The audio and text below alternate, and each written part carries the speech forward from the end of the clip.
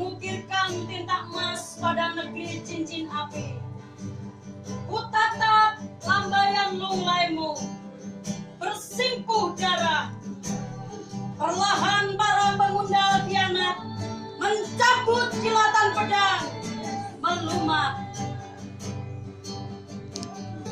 Setelah nikmati euforia Orde Lama, terlena dalam Orde Baru, hingga ketati dalam reformasi.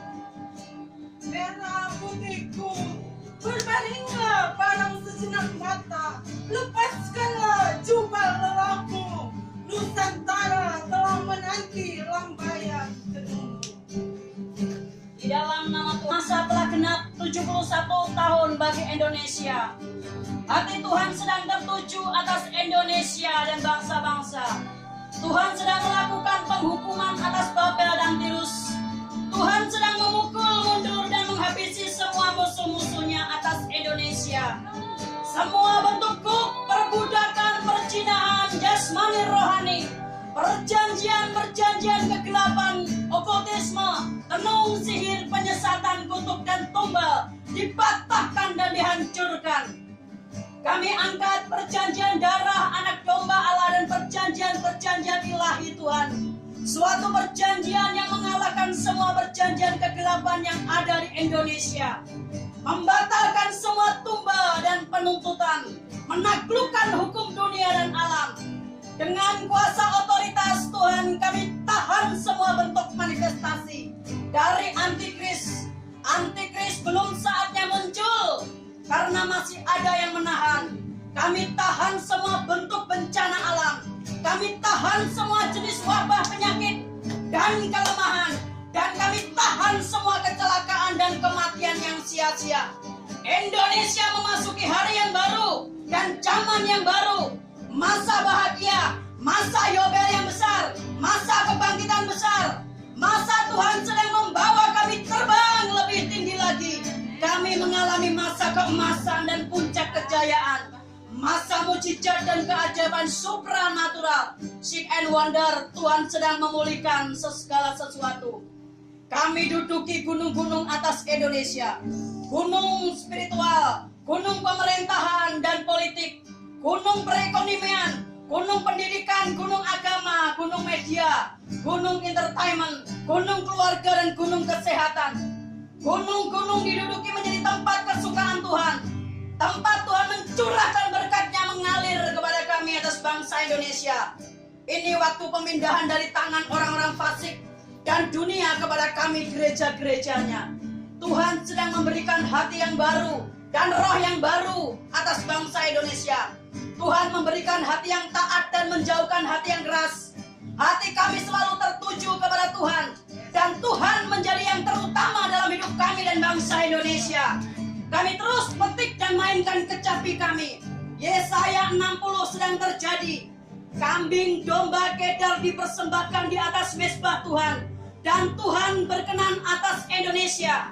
Kami alami dan warisi berkat Yesaya 60. Semua upah sunda dan laba orang-orang fasik di Indonesia sedang dikuduskan dan masuk perbendaharaan Tuhan. Dipakai untuk kegerakan dan proyek-proyek Tuhan atas Indonesia. Bahkan disediakan makanan dan pakaian yang indah bagi kami yang diam di hadapan hadirat Tuhan. Tidak akan ditahan, tidak akan dihambat, dan tidak ada penundaan lagi.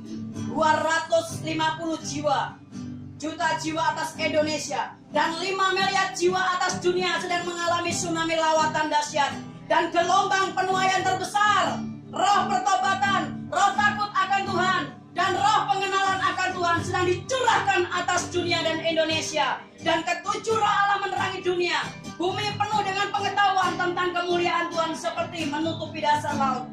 Apa yang kami deklarasikan genap, jadi, tidak ada penundaan. Amin, amin, amin. Dari suku-suku bangsa, dengan darahmu kau telah tebus dosaku. Genapi Tuhan firman-Mu atas negeriku. Aku rindu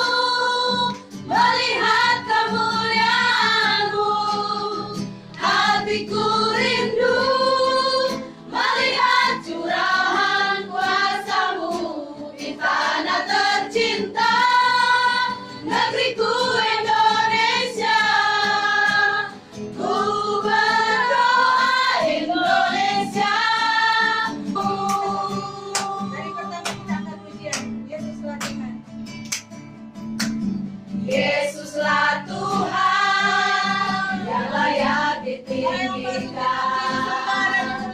layak disembah oleh suku-suku bangsa. Dengan darah-Mu telah tebus dosaku. Kenapa hatiku rindu melihat kemuliaan-Mu. Hatiku rindu melihat curahan kuasa-Mu di tanah tercinta, negeriku Indonesia. Ku berdoa Indonesia, penuh kemuliaan-Mu Indonesia, bagi kemuliaan-Mu. Hatiku rindu melihat kemuliaan-Mu.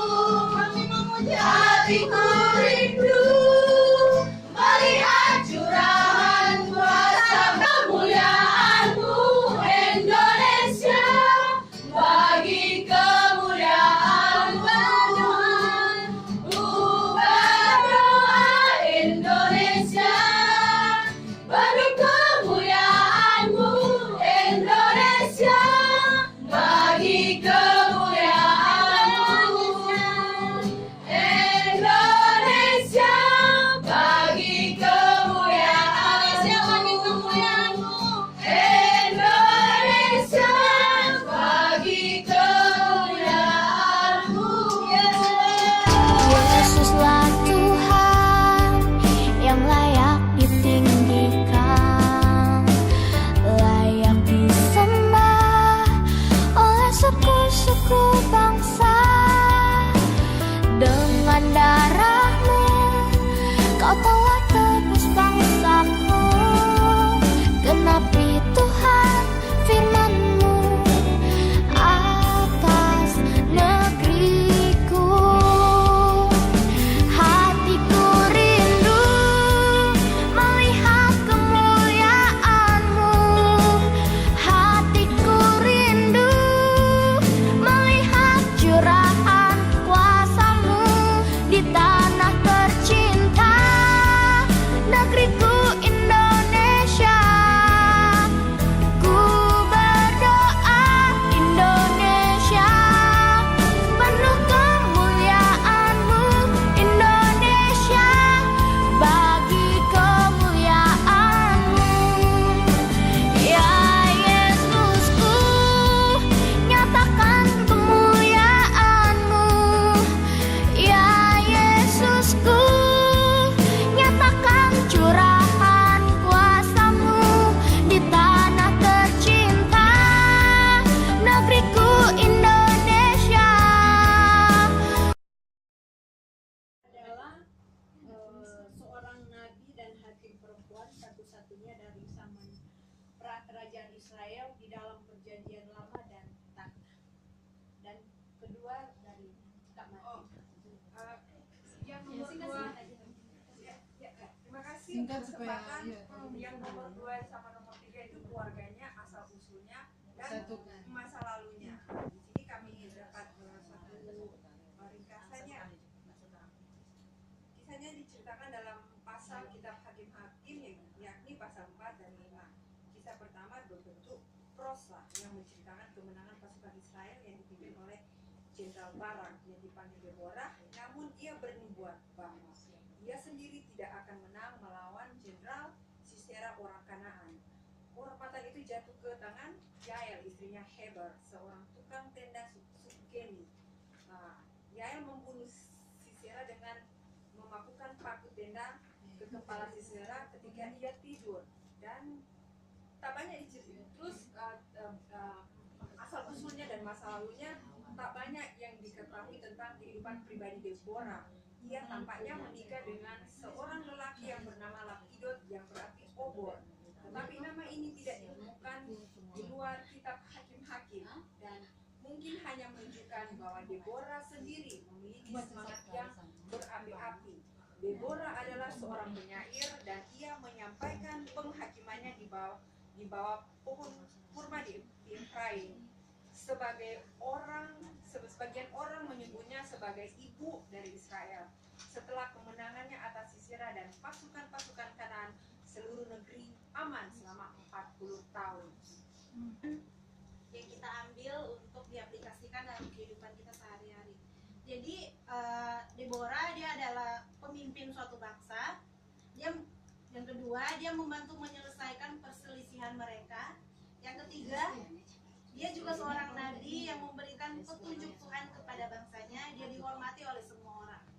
Keempat, dia dipanggil oleh Allah. Yang kelima, tanah yang ditinggali bangsa Israel menjadi damai selama 40 tahun Kamati tadi karena pelayanannya. Itu terdapat dalam Hakim-Hakim 4 dan 5. Terus yang keenam, jika Deborah ditempatkan dalam konteks sekarang, jadi mungkin kalau Deborah ada di zaman sekarang, dia akan menduduki posisi pendeta, nabi, dan pengajar. Terima kasih. Tidak menghalangi Anda. Jadi kita ini sudah dipersiapkan Tuhan untuk melayani dan menggenapi rencana Tuhan. Keluarganya saat Dan latar belakang. apa itu? Asal usulnya Ya kita rangkul satu karya jaya. Ada dengan waktu.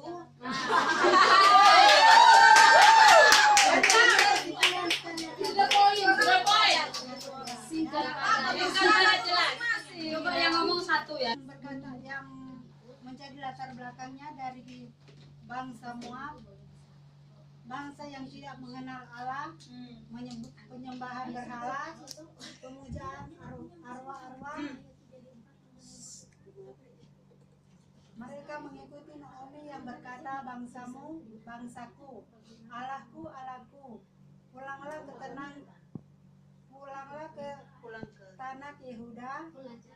Kesimpulannya Ruth adalah wanita yang setia, kesetiaan roh menurut otoritas, kerendahan hati, mau melakukan hal-hal yang terkecil.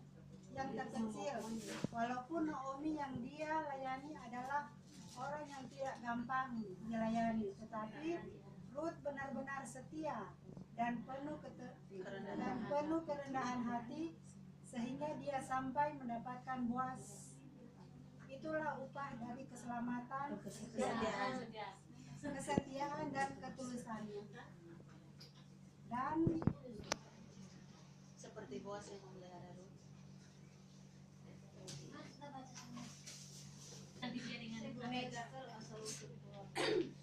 Ini seperti ketika Ruth dengan setia melakukan bagiannya, Tuhan mempertemukan dia dengan Boaz. Dan seperti Boaz yang memelihara Ruth dari kelimpahan hasil ladangnya, demikian juga Tuhan memelihara kita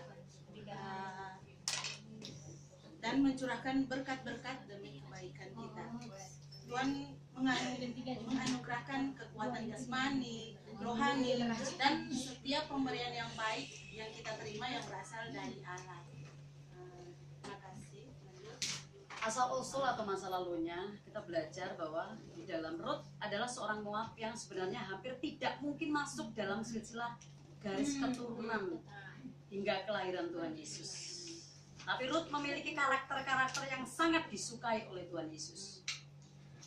Elimelek dan Naomi, mertua Ruth, mereka adalah orang Bethlehem, Yehuda. Nama Elimelek artinya pemimpin dalam keluarga ini. Naomi artinya wanita yang sangat menarik. Betapa orang tuanya mereka berasal dari keluarga yang takut akan Tuhan, sehingga memberi nama anak-anaknya seperti itu. Namun Elimelek dan Naomi memiliki dua anak laki-laki yang diberi nama Mahlon, anak yang sakit-sakitan, Kilion, anak yang menyandang kebutuhan khusus. Mahlon dan Kilion mengambil istri orang Moab yang bernama Orpa dan Ruth, hingga Mahlon dan Kilion meninggal. Orpa memilih pulang ke negerinya, tetapi Ruth bersikeras untuk tetap setia mengikuti mertuanya, yaitu Naomi. Karakter Ruth itu dikatakan ya, karakter Ruth yang Tuhan ingin miliki kita kepada setiap anak-anaknya, gereja-gerejanya. Satu, setialah dengan apa yang telah Tuhan percayakan, berikan kepada kita. Itu tanggung jawab ya. Orang yang setia mendapatkan perkenanan Tuhan. Setia dengan pasangan kita, pekerjaan, bisnis yang Tuhan berikan. Setia dengan organisasi kita, bahkan setia dalam perkara kecil seperti Rut memungut ya. 2, inisiatif dan berhikmat. Rut 2 ayat 2, Rut berinisiatif untuk memungut jelai-jelai gandum yang jatuh pada saat penuaian. Di Israel ada peraturan agar berkas gandum yang jatuh tidak boleh dipungut lagi. Itu untuk membuat mereka yang kekurangan. Rut berinisiatif dan berhikmat. Jadi Rut itu memiliki inisiatif yang tinggi dan hikmat yang tinggi. Ia memungut bulir-bulir jelai di belakang orang yang murah hati kepadaku, katanya. Mari kita seimbangkan vertikal agar kita selalu terkoneksi sama surga, agar kita melihat sama dengan cara yang Tuhan lihat buat kita. Ketiga yaitu murah hati. Dengan dasar belas kasihan. Ketika kita murah hati, maka Tuhan akan menaikkan kita. Mari kita belajar bermurah hati, berbelas kasihan seperti orang Samaria yang menolong munafir yang habis terjarah, musafir yang habis terjarah, seperti Ribka yang memberikan minum untuk utusan Yakub hingga kenyang. Tuhan mau membawa kita melewati batas dari kemampuan kita, saudara dan saya. Mari kita melatih kita bermurah hati dan dari hal yang paling kecil tersulit sekalipun seperti Rut. Ada orang yang bisa memberikan banyak untuk pekerjaan Tuhan bila Tuhan menyuruhnya. Mengapa ia tidak? Karena ia telah terlatih untuk memulai memberikan yang terkecil seperti Rut. Itu tambahan kami. Terima kasih. Untuk menjelaskan siapa Esther, siapa bagaimana asal usulnya. Terus Esther sebenarnya Esther itu adalah ratu pada zamannya ya. Dia diangkat sebagai ratu menggantikan Ratu Wasti pada waktu itu yang memberontak. Dan Esther ini sebenarnya anak yatim piatu. Dia dibesarkan, dia adalah anak dari Abihail.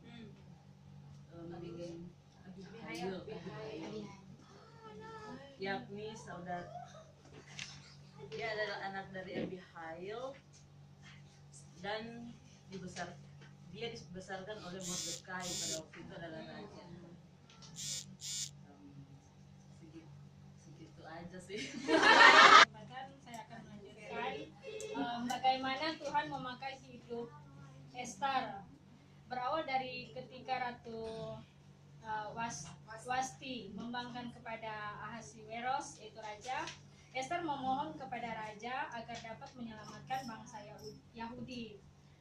Di sini sementara minum anggur, bertanyalah raja kepada Esther, apakah permintaanmu niscaya akan dikabulkan, dan apakah keinginanmu sampai setengah kerajaan sekalipun akan dipenuhi.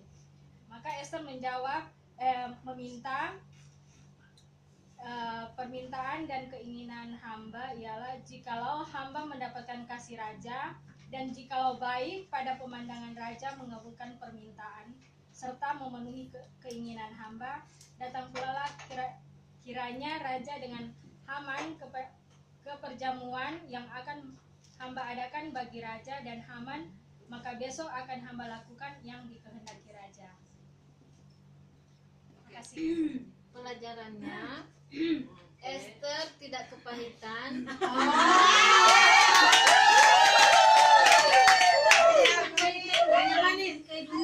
Masa lalu, walaupun dia banyak tekanan, baru kesiapan Esther untuk melewati proses dan dia sanggup melewati semuanya itu. Tambahan dari Ibu Kristi. Terima kasih. Kenapa saya pilih Esther ya, namanya karena dia wanita. Baru namanya artinya saja saya baru tahu dia itu seorang bintang. Esther ini adalah bintang. Jadi kita ini kenapa saya pilih nama ini, saya pun baru belajar. Ternyata Esther itu adalah bintang dan dia seorang wanita yang benar-benar hanya melihat senyumnya saja, hanya melihat bisa menarik perhatian dari seorang raja. Dari begitu ratusan banyak wanita yang dipilih raja, ternyata hanya Esther yang mempunyai kemuliaan. Adalah kelompok bintang, kelompok yang tidak pernah menyimpan kepahitan. Ruth adalah melambangkan wanita yang setia, dan Deborah adalah wanita yang kuat dan berani.